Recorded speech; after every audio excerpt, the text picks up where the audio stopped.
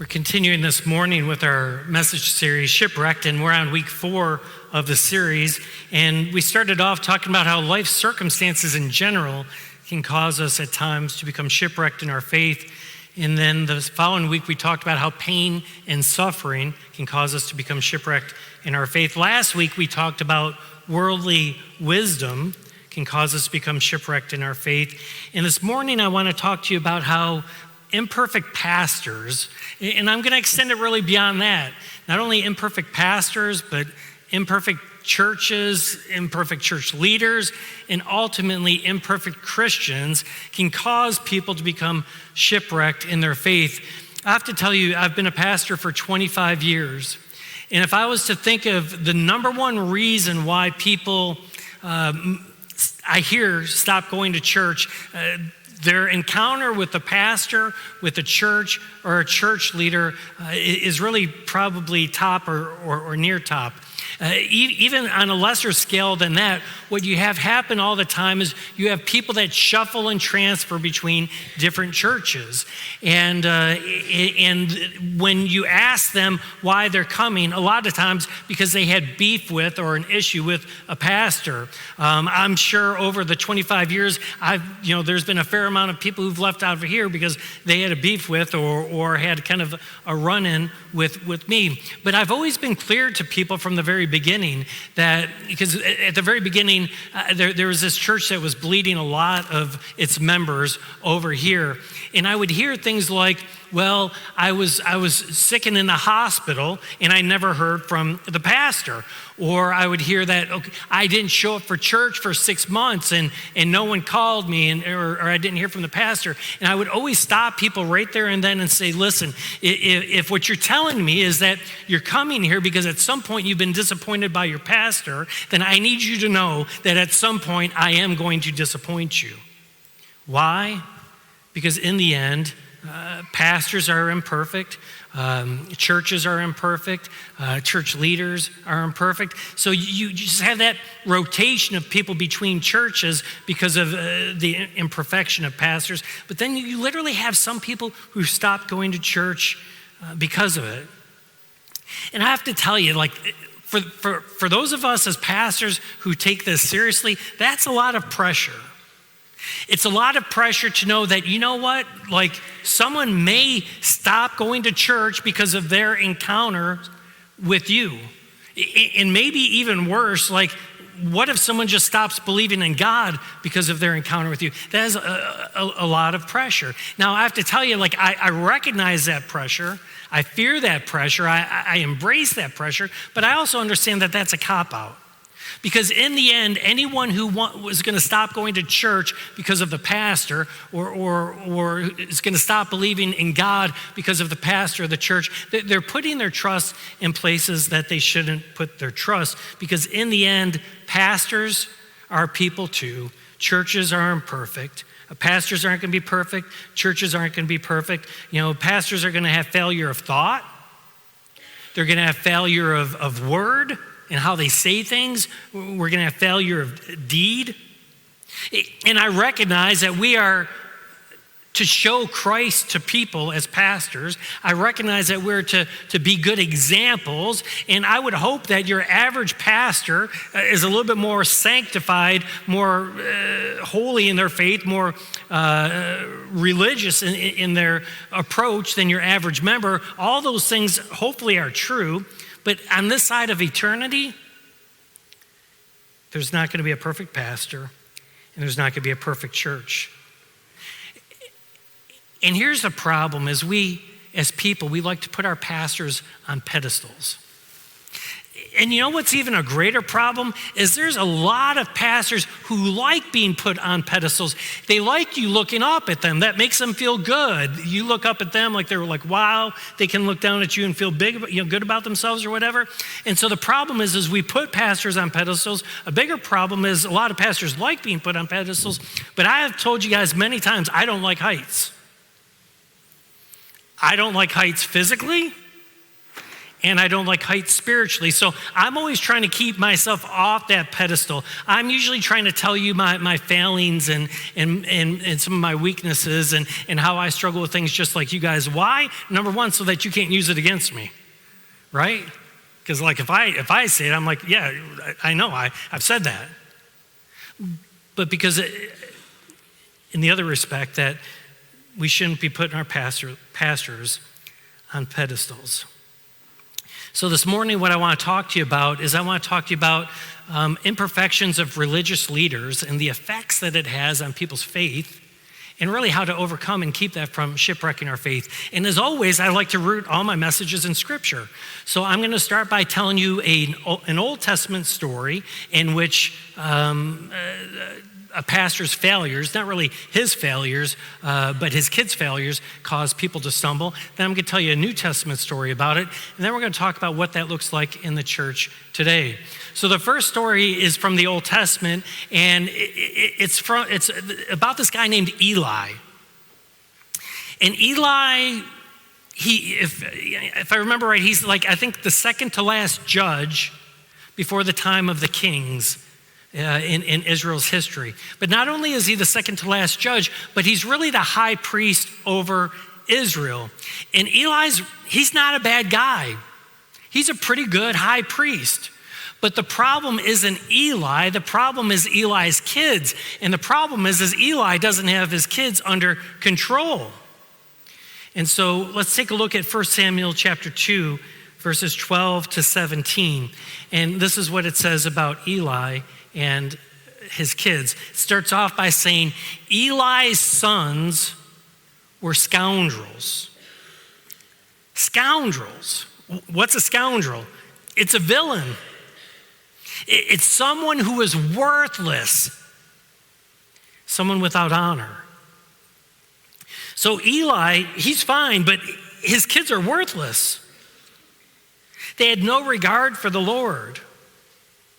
Now, it was a practice of the priest that whenever any of the people offered a sacrifice, the priest's servant would come with a 3-pronged fork in his hand while the meat was being boiled. And he would plunge the fork into the pan or the kettle or the cauldron or the pot. Whatever the fork brought up, the priest would then take for himself. This is how they treated all the Israelites who came to Shiloh. But even before the fat was burned, the priest's servants would come and say to the person who was sacrificing, give the priest some meat to roast. He won't accept boiled meat from you, only raw. Now the person that's making the sacrifice would say to him, let the fat be burned first, and then take whatever you want. The servant would answer, no, hand it over now. If you don't, I'll take it by force. The sin of the young men was very great in the Lord's sight, and they were treating the Lord's offering with contempt. Now Eli, who was very old, heard about everything his sons were doing to all Israel, and how they slept with the women who served at the entrance to the tent of meeting. So he said to them, why do you do such things? I hear from all the people about these wicked deeds of yours. No, my sons, the report I hear spreading amongst the Lord's people, it isn't good. If one person sins against another, God may mediate for the offender. But if anyone sins against the Lord, who will intercede for them? His sons, however, did not listen to their father's rebuke, and as a result, it was the Lord's will to put them to death. What's this whole thing about meat and the fork and that Eli's kids are doing that are so bad?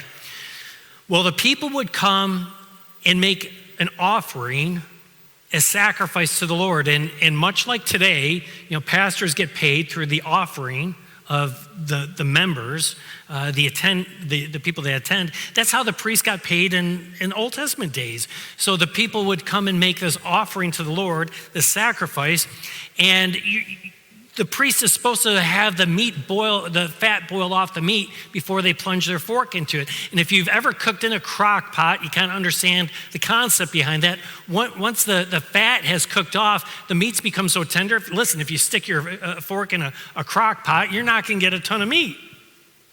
But if you're sticking your fork in that meat before that fat's boiled off, when it's still pretty raw, you're going to get big chunks of meat. So they're robbing people of their sacrifice to the Lord. It would be like if we're still passing the plate nowadays, and I just kind of follow the plate around, and every time someone put money in the plate, I grabbed as much as could fit in my hand and just stuck it in my pocket. And you're sitting there thinking, man, I just put this in there, and I think only like 10% is going to actually kind of make it to the church. The rest is going in Pastor Greg's pocket. That's what's going on here. They're robbing the people of their offering, of their sacrifice to God. So God's not real happy about it. And he says as a result that Eli's family will no longer be able to serve as priests over Israel. Not that Eli was bad, but his kids were scoundrels. Not only doing that, but some of the other things that it said that they were doing as well. So move the story forward. Eli is now old. He's 98 years old.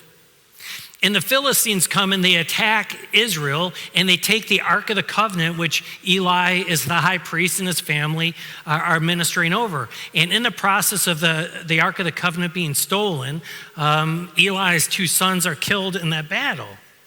And word comes back to Eli that his two sons are dead, and at 98 years old, he falls out of the chair he's sitting in, and he breaks his neck and dies, and the house of Eli no longer serves as priest over Israel. That's an Old Testament example. We're not told that people were falling away from the faith because of what Eli's kids were doing, but it wasn't looking good on the priestly family. It wasn't looking good on the faith. If those that are responsible is representing God and that intermediary between God and people are acting this way, it certainly wasn't doing good. In the New Testament, we can see an example of this too, because in the New Testament, we hear about the religious leaders called the Sadducees and the Pharisees. Now, the Sadducees and the Pharisees, they didn't have moral failings per se. We're not told that they were bad parents like Eli, but they were jerks. They were spiritual snobs. And because they were jerks and spiritual snobs, this was keeping people from coming to know God, and people that were in their sin from kind of repenting and coming back to God. Look at Matthew 23:13-15. Woe to you, teachers of the law and Pharisees, you hypocrites! For you shut the door of the kingdom of heaven in people's faces. You yourselves do not enter, nor will you let those who enter who are trying to. Woe to you, teachers of the law and Pharisees, you hypocrites, because you will travel over land and sea to win a single convert. And when you have succeeded, you will make them twice the child of hell than what they were before, or twice the child of hell than you are. This is not a compliment. Because once again, the Sadducees and Pharisees, they were kind of on that pedestal. They had this holier than thou attitude. They had that spiritual, being arrogant and kind of looking down, lording it over the people. And so it prevented people from really coming to the faith, and those who had fallen away, who had already been shipwrecked, kind of, kept them at arm's length, that they were really never welcome to come back. Now, I don't know how many of us in here have had kind of run-ins with the church or run-ins with the pastor, but it can cause us, once again, to be shipwrecked in our faith, to stop going to church, and a lot of problems. When I think of in my lifetime, the one thing that's happened that has been the biggest black eye on the church, once again, in my lifetime, that has probably caused a lot of people to become shipwrecked in their faith, it's got to be probably the sex abuse scandals of the Catholic Church. And as I was kind of working on the message, I'm like, when was that? Because everything kind of runs together. And I think it was like the late 90s when I was actually just kind of coming out as being a pastor. So if you're older like me, you certainly remember it. If you're younger, maybe you don't. But it kind of went down like this, like there was a great cover-up in the Catholic Church where these priests were sexually abusing these young boys in these parishes, and when it would come out that they had done that, they weren't being punished. They weren't being turned into the authorities. They weren't being fired from the ministry. What the Catholic Church would do is they would cover it up and they would move them to some other parish in some other state where no one ever heard of them, and really put them in with a whole new fresh set of potential victims. And they did this for a great number of years knowingly. And when this all started coming out and people started finding out, I can't help but think, I wonder how many people who were abused by a priest to this day, like, will never walk into a church again. I wonder how many people who were abused by a priest, not only will they not, but their mom won't, or their dad won't, or their uncle won't, or their brother won't, or their sister won't, because of what they experienced. And not only that, like as this was put on the media and just put out there, like the largest like church in the world, the Catholic Church, the people who are to represent Christ themselves, if this is how they handled stuff like that, I wonder how many people are like, you know what?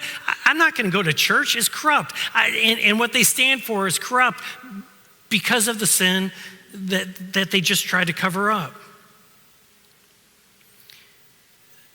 This goes on in big ways like that, but it goes on in small ways all the time too. I have to tell you, like when I was in college, I was hit on by a pastor that I worked for.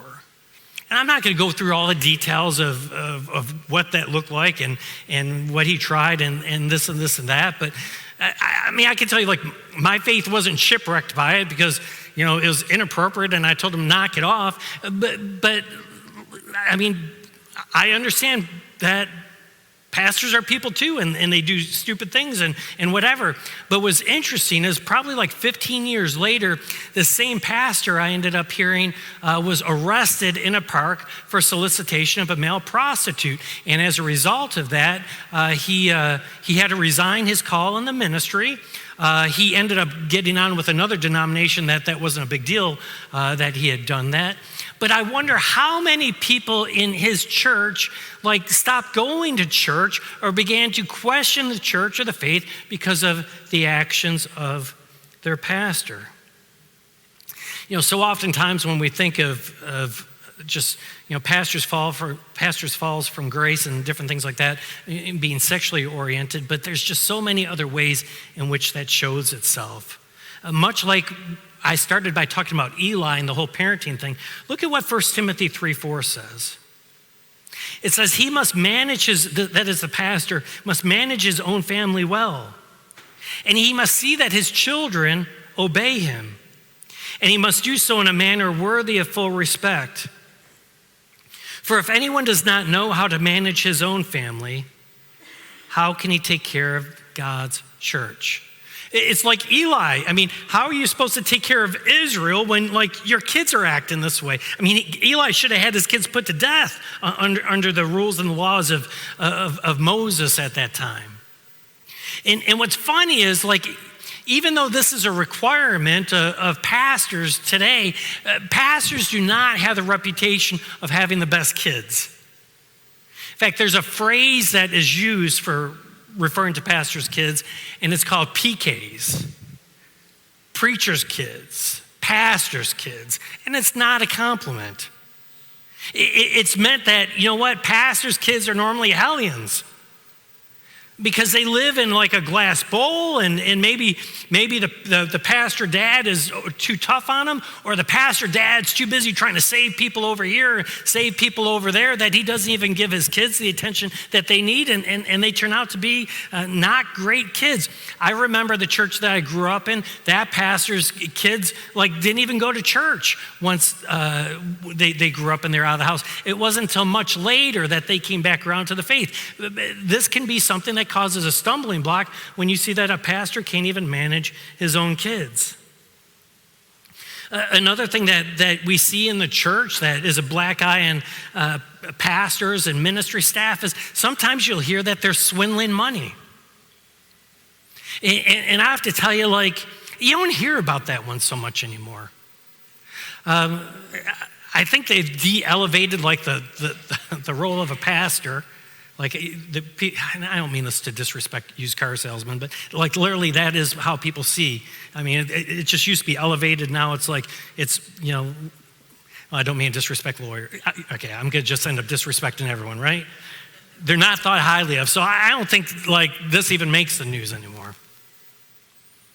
But it's not just the pastors that sometimes swindle. And honestly, like if we're going to blame sex abuse on Catholics, the pastors stealing money tends to be in more rural congregations, not a lot of accountability. A lot of times they're Baptist congregations. But it's not just in the pastors. A lot of times it's the financial secretary that does it, or the treasurer. And what are you supposed to think when you hear the story of this pastor or this financial secretary or this treasurer just stole $250,000? What's your feeling supposed to be towards church? What's your feeling supposed to be towards God if these are God's representatives doing that? I have to tell you, that's why from the very get-go when we started this church, I wanted appropriate checks and balances because I never wanted that to be an issue. And so I'll tell you, like for me, we not only have the appropriate checks and balances between treasurer and financial secretary, but as pastor, I can look at all the numbers. Like I can make sure no one's stealing, but I can't adjust them. I can't manipulate them. I can't enter anything in to change it because that keeps me from being able to do it as well. But I also need to know you need to know my heart. We've got that little snack cart in the cafe that some of you have seen. I don't think in 23 years I've ever borrowed a bottle of water from that. In fact, most people are like, they just kind of take something. They're like, they'll put in a 20 later, something like that. If I'm taking something, money's going in because I'm afraid God's going to miss it.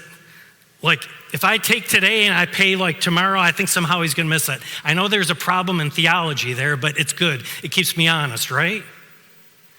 And so, you have pastors and financial secretaries or church leaders, they swindle. Another way that they swindle, and you hear about this from time to time, is they kind of cheat in terms of like the IRS. Especially these pastors that get extremely wealthy, which I'm about to talk about, have their personal aircraft. There is a church literally 12 miles west of here that has been investigated by the IRS. There is a large church, about 12 miles east of here that have been investigated by the IRS because of their practices. When people hear about that, what do you think their perception is of the church and of ministry and ultimately of Christians in Christ himself? Which kind of gets into the next one, pastors that are getting rich off of ministry. When I was a kid, like late kid, probably like high school years, that seemed to be like the heart of like the televangelist ministry thing. And you got these pastors going around and they're in these $10,000 suits and fancy shoes. They're throwing money around and they're driving their expensive sports cars and it works, right? These people had so many followers because they like the glitz and they like the glamour. These pastors were even able to convince people, hey, just like send in your prayer request with a certain offering and I will personally pray for that. I mean, what a money-making kind of deal. And people bought into that. But as much as it worked on this end, I wonder how many people, and I know a lot, saw that, were turned off by that and thought, if this is what the church is, if this is what the pastor is, if this is what this religion is, I don't want anything to do with it. And I'm here to tell you that I think a lot got turned off by it. And how is it that, and I've said this over and over and over again, how is it that we get rich off the gospel? Not only as pastors, but Christian authors and Christian musicians. The Christmas stuff is out, so let's just think about what God did.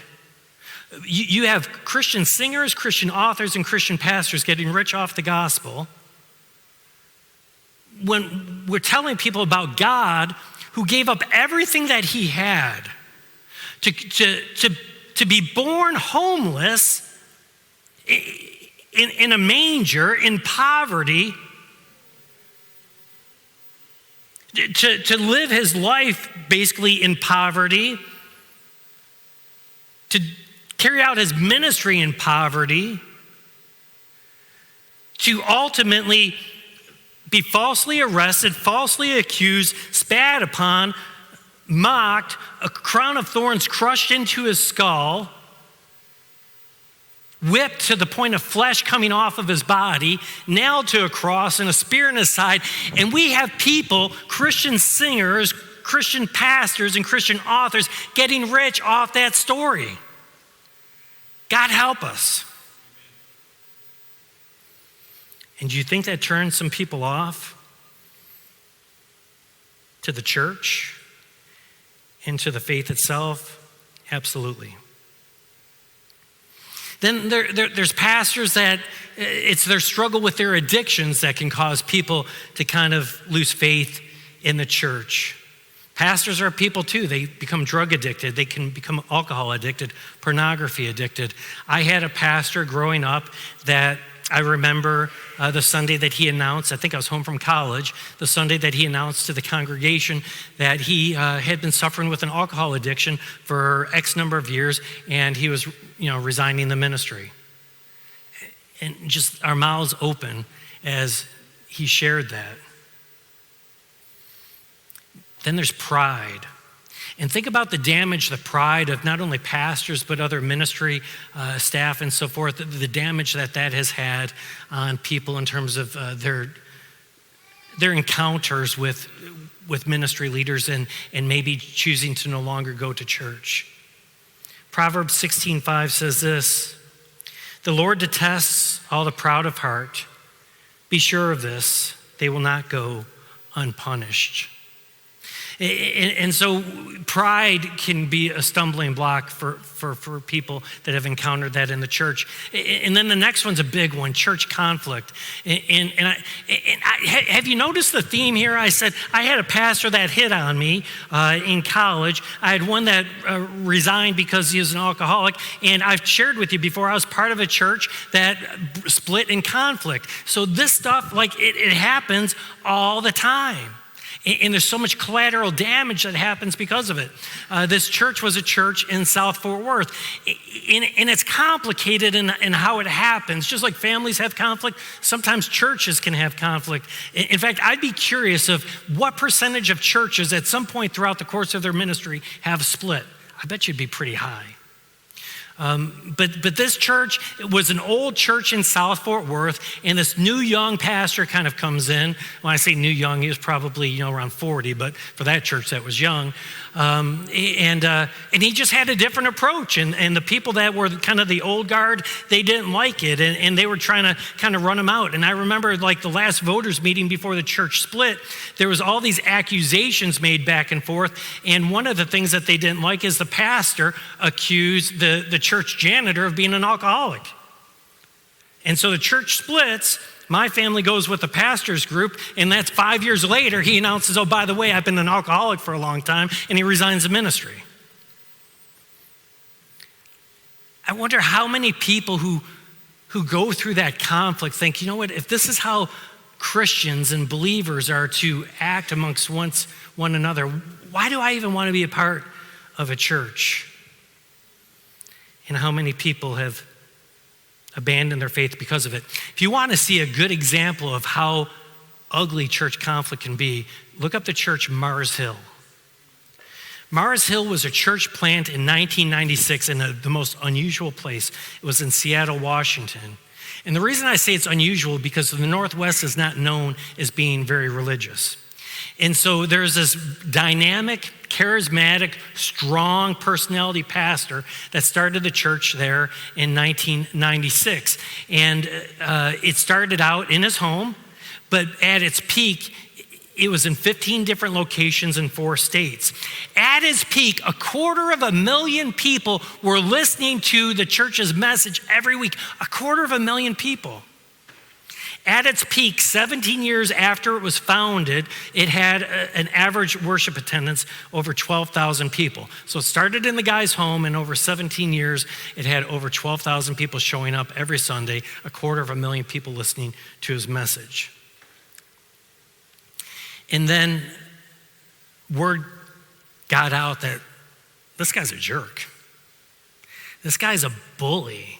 In fact, this guy had a motto. He said that his motto is that the Mars Hill bus, anyone who gets in the way, he wants to see a pile of dead bodies behind the Mars Hill bus. And the bigger the pile of bodies, the better it is. In other words, don't get in the way of this ministry. It doesn't matter who we run over along the way.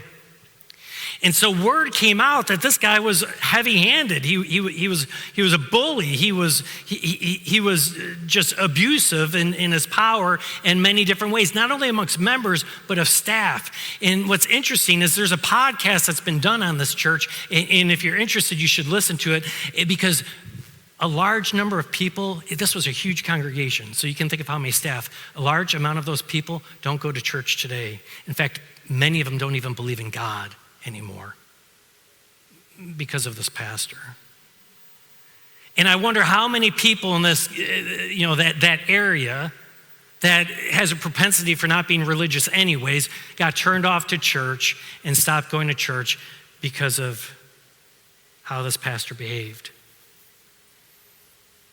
I say all the time, life is messy. And if life's messy, I'm here to tell you church is going to be messy too, because life is made up of sinful people, and church is made up of sinful pastors, sinful members, sinful church leaders. I've seen many people that have been turned off to church because of a personality clash with the pastor. And I have to be here to tell you, I guarantee in 25 years of ministry, I've allowed my personality to get in the way of some discussions and some disagreements that has caused some people, I'm sure, to not think very fondly upon not only me, but the church itself. I've seen over the course of ministry, many people being disillusioned by the politics of church. Now, the reality is there should not be any politics in church.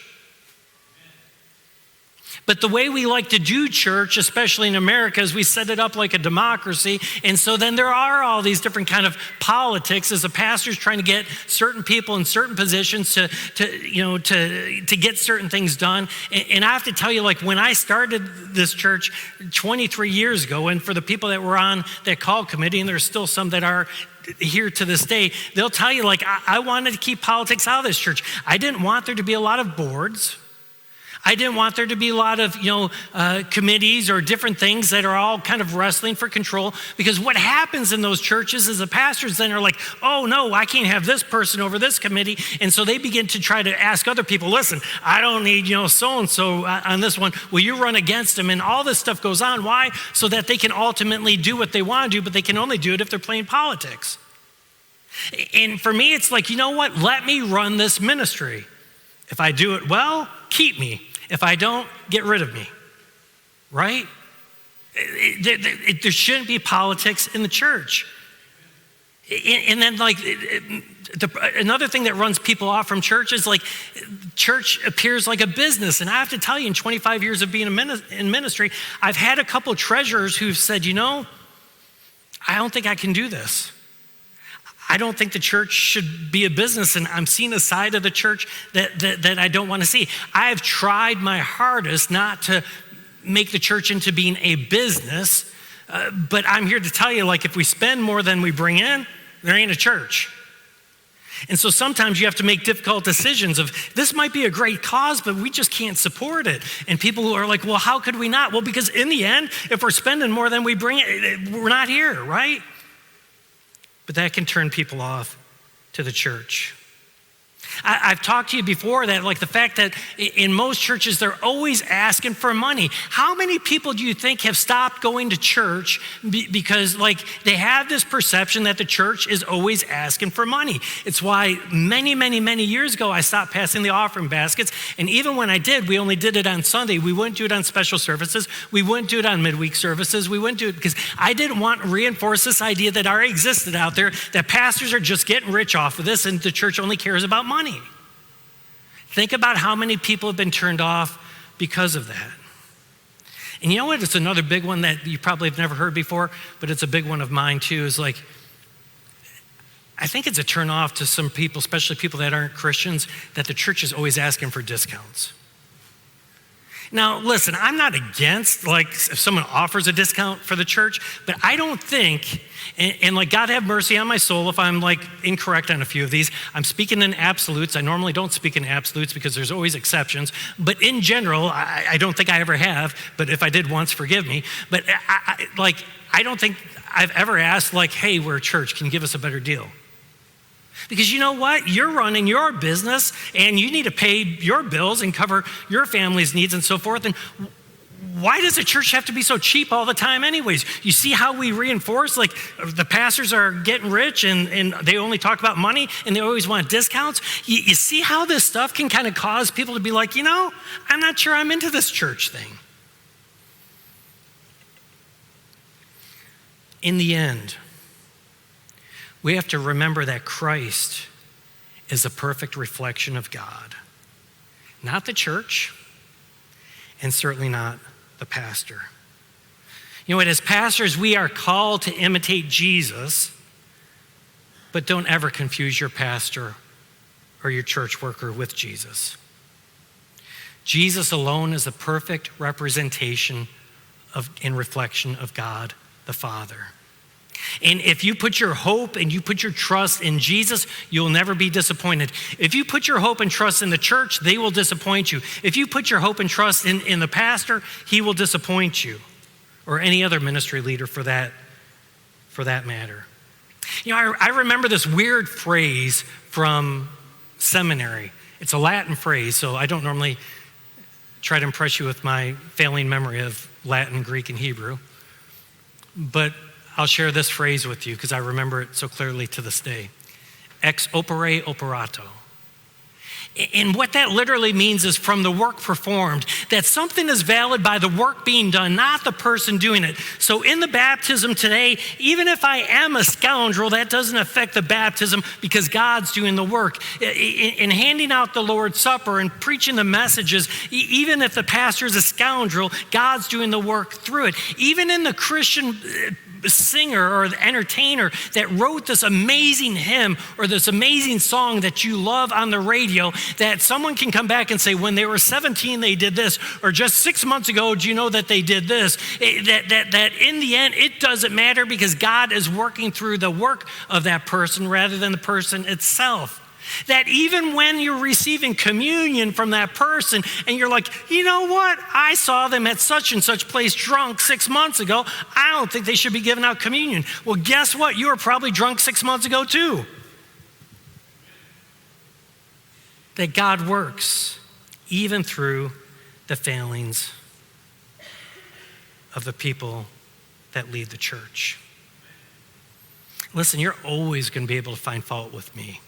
If you need help, I can give you some ideas. You're always going to be able to find fault with Joe. And I know Joe well enough that if you need help, he'll give you some ideas. You're always going to be able to find fault in the person that's leading communion. You're going to always be able to find fault in the person that's teaching the Bible class. You're always going to be able to find fault in the person who's the chairman of the congregation. You know why? Because ain't none of us perfect. And you know what's really cool about that? Is God always seems to carry out his purpose and his plan through the imperfect and broken people. I've said this 100 times and I'll say it 100 more. If God is using you, do not consider it a compliment because God uses the broken to accomplish his purpose. Think about like Abraham. He was a pagan. He didn't believe in God. His dad didn't believe in God. But this person who didn't even believe in God, God says, you will be my people. You'll be my child. And he creates the people of Israel that ultimately brings redemption to you and I through this pagan. And think about Moses. Moses was a murderer, right? And God takes this murderer, and it's this murder that he uses to bring his people out of Egypt and to lead them into the desert for 40 years. Think about Rahab. Rahab is a prostitute. She's a prostitute, but God uses a prostitute to deliver Israel, or for Israel to be able to defeat Jericho. And ultimately, Rahab is in the lineage of Jesus Christ himself. God uses a hot-headed adulterer, murderer by the name of David to be the greatest king in all of Israel. And he's in the lineage of Jesus as well. God used a teenager, because we know about teenagers, to be the mother of Jesus. And God used a vile, murderous man by the name of Paul, or Saul, to become the greatest missionary for Christ. God can do a lot of things through broken and less than perfect people. Don't let broken people, don't let a broken church, don't let a broken church leaders or pastors or whoever shipwreck your faith. Pray for your broken churches and your broken church. Pray for your broken pastors and your broken leaders. And show them a little grace when they're less than perfect. Would you join me in a word of prayer? Gracious Almighty God, this is a big one for many people. We've put our pastors and churches on pedestals, and when they fail, and they always will, we just maybe question the faith altogether, or even stop going to church. I pray, gracious God, for those of us as ministry leaders, for us as a church, and every one of us in here as Christians, that we would recognize that we represent you, and that you would help us to live in obedience to you and as you've called for us to live. But at the same time, gracious God, I pray that all of us in here would ultimately know that none of us in here can be perfect. And in our imperfection, you still use us. And we thank you for that. And we pray that you'd help us to show grace to one another in that as well. In Jesus' holy and precious name we pray. Amen.